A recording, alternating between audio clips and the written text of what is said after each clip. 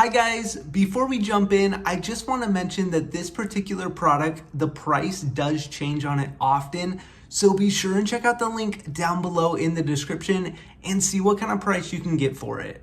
All right, let's jump in.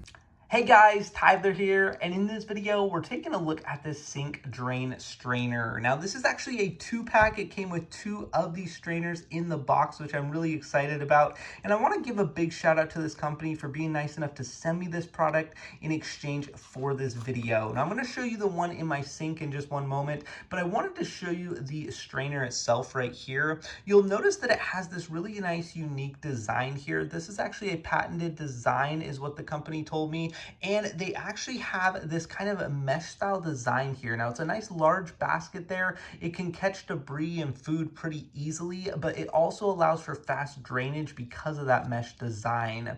Now, what's great about this is it's really easy to empty. You simply just flip it, and you can see the mesh will just flip upside down, and you can go ahead and empty it and keep it nice and clean. The other thing I really like about this a lot is it's made with 304 stainless steel, so it's really nice and high quality, very durable material, and I don't worry about it too much in the water. Now let's take a look at the one in my sink.